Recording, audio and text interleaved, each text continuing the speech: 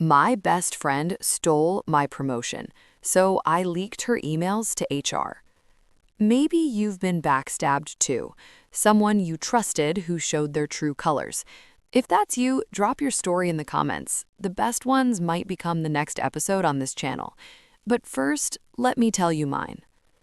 My name is Jessica Turner, and this is the story of how I learned that office friendships are just alliances waiting to crumble. Rachel Chen and I started at Morrison and Associates on the same day 5 years ago. Both of us fresh MBA grads, both of us ambitious, both of us terrified. We grabbed lunch together that first day and instantly clicked. She was funny, smart, driven. We became inseparable. We celebrated each other's wins, consoled each other through bad projects, shared secrets over after-work drinks. When my mom got sick, Rachel brought me coffee every morning for 3 months straight. When her boyfriend cheated on her, I helped her move out at 2 a.m. I trusted her completely. Big mistake. 6 months ago, our boss Marcus announced that he was leaving to start his own firm. His position, senior marketing director, would be opening up. It was the role Rachel and I had been working toward for years. 6-figure salary, corner office, real power. "You should go for it," Rachel said over lunch the day Marcus announced. "You've been here longer. You've led more campaigns. It's basically yours." "You're applying too, right?" I asked. She shrugged. "I don't know. You're more qualified. I'd probably just embarrass myself." I should have known then. Rachel never undersold herself, but I was too excited to notice the calculation in her eyes.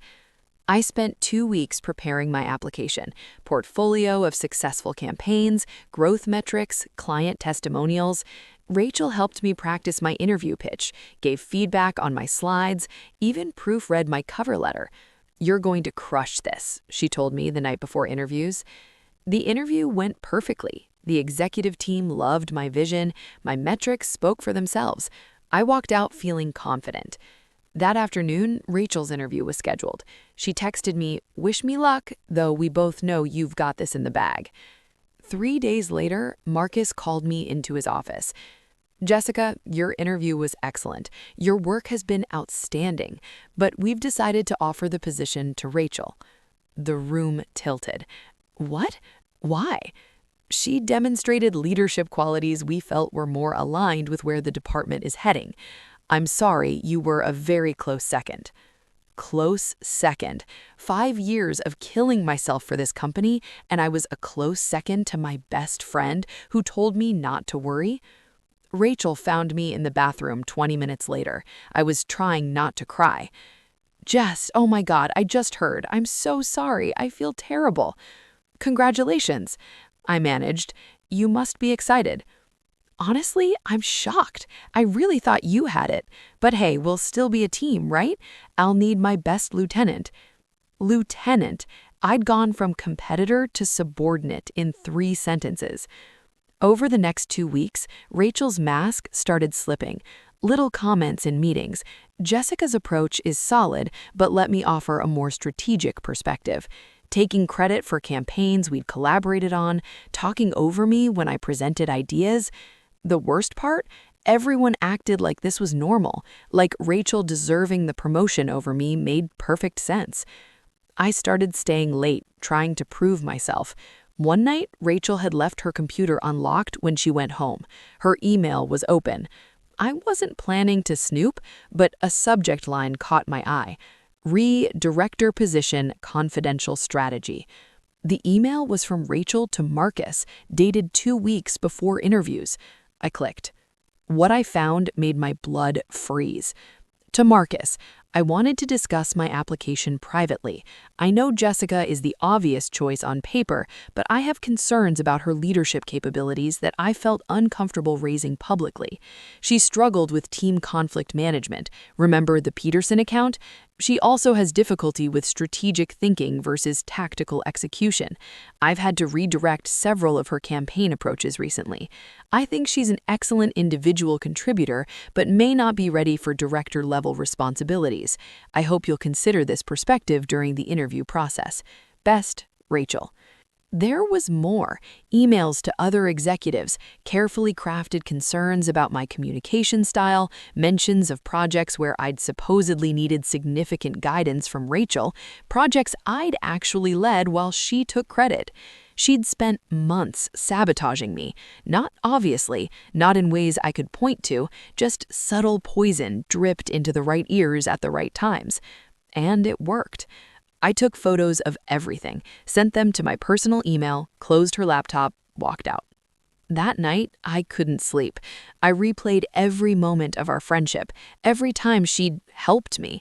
Had she been sabotaging me all along, collecting ammunition? The Peterson account she mentioned, that was 2 years ago. A client had been difficult. We'd resolved it together, but now it was a mark against me. I spent the weekend reviewing every project, every interaction. The pattern was clear. Whenever I succeeded, Rachel made sure she was there to claim joint credit.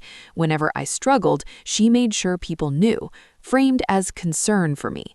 Monday morning, I requested a meeting with our HR director, Patricia Wade. "What can I do for you, Jessica?" she asked. "I need to report a violation of company ethics policy." I showed her the emails, all of them. The coordinated campaign to undermine me, the false claims about my performance, the private lobbying against me during the hiring process. Patricia's expression went from confused to angry as she read. "This is extremely serious. Where did you get these?"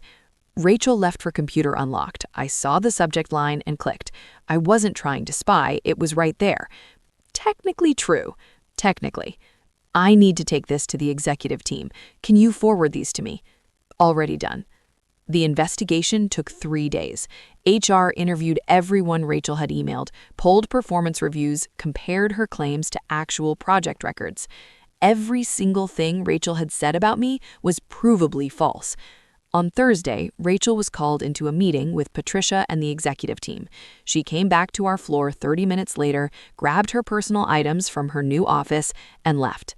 She was fired. Not just demoted, fired for violating ethics policies and deliberately sabotaging a colleague's career advancement. Friday morning, Marcus called me into his office. "Jessica, I owe you an enormous apology. We were manipulated and you paid the price. The director position is yours if you still want it, along with a formal apology from the company, and, well, we'd like to make this right financially as well. The back pay for the salary difference from the past 6 weeks, a promotion bonus, and a guarantee that Rachel's termination letter would clearly state the reasons should any future employer call for references." I accepted. My first day as senior marketing director, I sat in the corner office, the one that should have been mine 6 weeks ago. Rachel's things were already gone, but I found one item she'd left behind. A framed photo of the two of us from our first year, arms around each other, laughing. I threw it in the trash.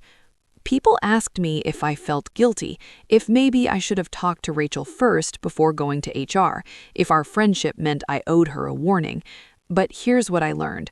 Rachel didn't accidentally undermine me. She didn't make a mistake in the heat of competition. She systematically, deliberately, over months, destroyed my professional reputation to people who controlled my career.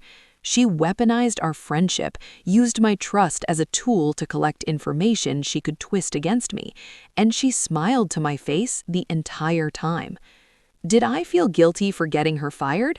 No, I felt guilty that I didn't see it sooner, that I wasted 5 years trusting someone who saw me as competition from day one, that I helped her practice for the interview she won by lying about me. The office is different now. People are more careful. The easy friendships, the after-work drinks, the casual confidences, there's a wariness now. Everyone saw what Rachel did, how long she did it, how well she hid it. Some people stopped talking to me, said I was vindictive for reporting her instead of confronting her directly, said the punishment didn't fit the crime. But those people didn't read the emails, didn't see the calculated, methodical destruction of my reputation, didn't watch someone they loved betray them with precision. 6 months later, I'm still in the director role. I'm good at it. The team respects me. Revenue is up. Marcus tells me I'm doing exactly what he'd hoped for. but I don't have a work best friend anymore. I'm friendly with colleagues, professional, but I don't share secrets. I don't celebrate wins over drinks where I might say something that could be used against me later. Rachel taught me that.